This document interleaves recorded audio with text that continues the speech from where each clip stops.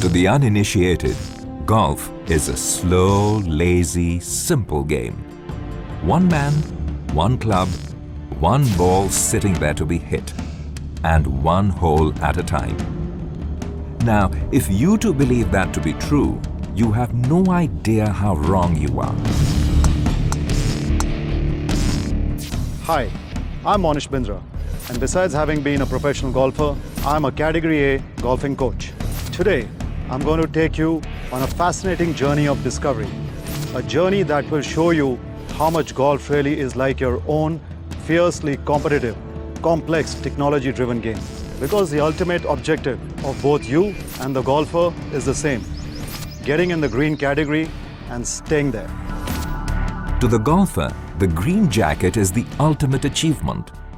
His prayers answered. Just a few have won it multiple times. Yeah, I think the green jacket is one of those symbols in golf that kind of goes beyond a trophy. This jacket is like some symbol that you've achieved the only thing that's ever mattered to you in golf. That's what it means. In the golfer's pursuit of the green jacket, there are vital lessons for all of us to learn. Game, come let's play. Before we tee off, one thing should be absolutely clear.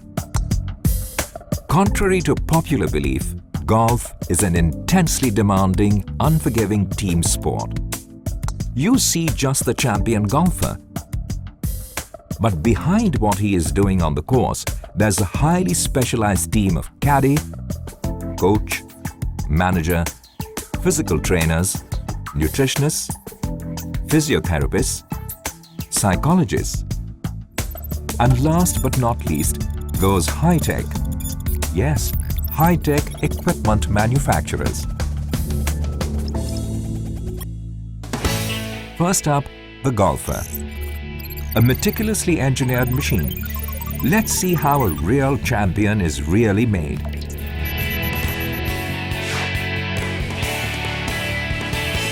In golf, the player is a well-oiled machine of mind, body and soul. Every component of his being is made with zero tolerance to error.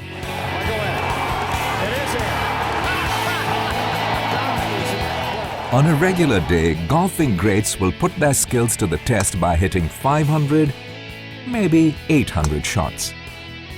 Imagine, several hundred shots. Their every move is closely observed by unrelenting coaches and trainers who will settle for nothing short of perfection. The objective is to try and get it right every time. Every single thing, from the man to the playing equipment, stamina to flexibility,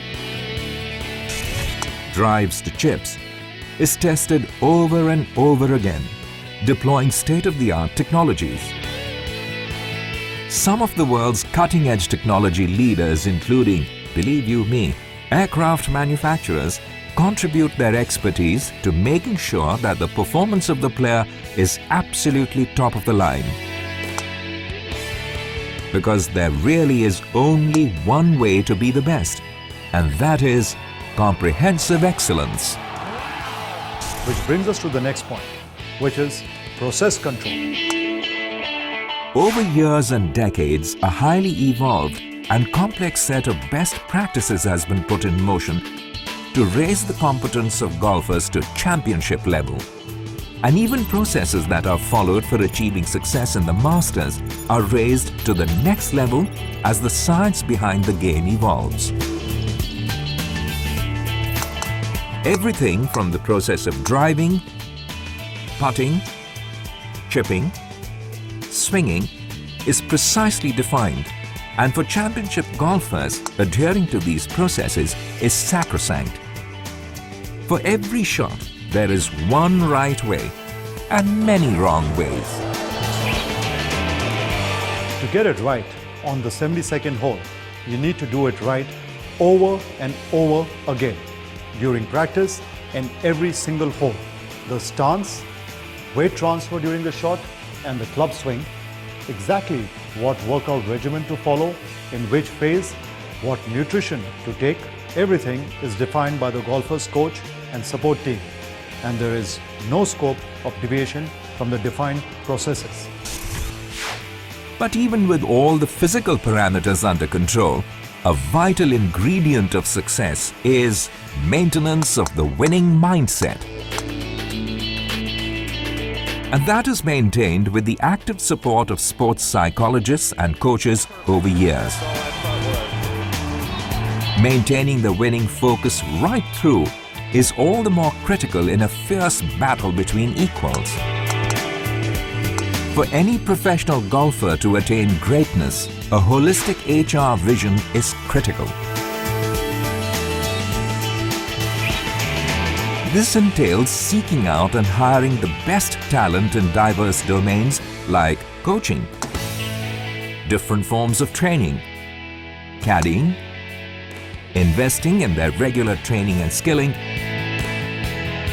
and creating a rewarding work culture to retain them. The triumph of a champion golfer is the triumph of a highly competent, motivated, and constantly evolving team. A caddy is much more than someone who carries a golfer's bag. He is the golfer's tier 2. His performance directly impacts the golfer's performance. He must know the peculiarities of the golf course and every single hole on it better than the golfer. During the championship, he is the player's on-course encyclopedia, provider and facilitator, all rolled into one, and his game begins way before the first tee-off. There are coveted caddy training institutes that churn out some of the best thinkers of the game. Golfing history is rife with stories of legendary golfer-caddy partnerships. They say, you may lose the game you play, but you will never win the game you don't. I'm really talking about two vital components of any golfer's game plan if he or she wishes to be at the top for long: safety and risk management. Safety is success. As an industry, there are tried and tested techniques and technologies in golf designed to prevent injury to the golfer during a match and in training. Off the course, there are mission-specific training sessions that strengthen the golfer's muscles and ligaments involved with the game. And on course, there are do's and don'ts for every single shot. Tiger's first major back injury was because of an ill-conceived change in his club swing. It was a harsh lesson for the entire playing fraternity. And no serious golfer is going to make that mistake in a hurry.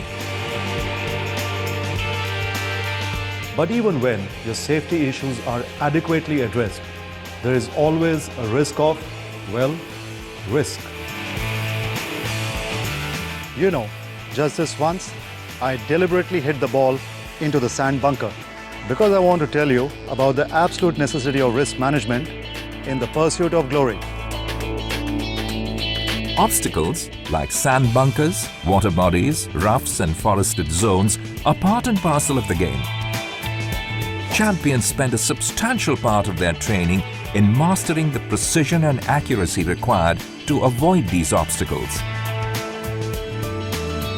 And if they should make the odd mistake, they have the competence to get back on top again.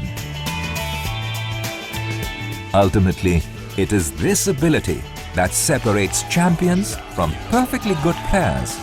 Arnold Palmer once famously said that the more I practice, the luckier I get. It's only when the champion insists on zero tolerance to fault that a work culture of comprehensive excellence begins to drive his entire team. To be on top of the field, you need to challenge every component of your game. Is your coach and trainer ahead of the pack? Is every club in your bag best in class and match worthy? Has your caddy studied the playing conditions better than the others? What separates legends from other champions is their obsession with excellence. And interestingly, in golf, that means an obsession with being as far below par as you possibly can. Goodness gracious. Which brings us to another interesting fact about golf. It's a very expensive game. A champion's competitive advantage is his competence and his equipment. And legendary golfers make legendary investments in both. Take golf clubs, for instance. The reputations of leading club manufacturers depend upon the rankings of the stars who use them. And so, they too are compelled to make regular and substantial investments in cutting-edge technologies, innovative material mixes, processes, innovations, and R&D. From wood to steel to tungsten, and now hybrid clubs, golf clubs have come a long way. And serious investment is going into the search for the next super club. It is clear that name, fame, and fortune will only come to those who religiously implement the defined pillars of excellence every step of the way. However, this is still not a guarantee for future success. Ask any green jacket winner or PGA champion. The toughest phase of their lives wasn't before, but after they won their laurels. Because now, if they don't sustain their winning edge, they will fall from their highest pedestal. Avid golfers usually agree that Tiger Woods is the best golfer ever born. 4 green jackets, but he is behind Jack Nicklaus. 79 PGA titles, but he is still behind Sam Snead. And so, he slogs on. For a true champion, reaching the pinnacle is the starting point. Your own 10 pillars of comprehensive excellence will get you in the green category. But that's when the game really begins. For the green jacket winner, the only thing more important is getting the next one. For you, the quest must be to break into an entirely different league. The next level. Friends, 72 holes are played in every major tour, and the gap between the winner and the runner-up could be just one shot. You don't win the green jacket by hitting the longest drive, best putt, or chip. You win it by ultimately mastering every parameter of excellence to play the best overall game. And you retain it by playing even better. Comprehensive excellence. That is the only way to sustain leadership.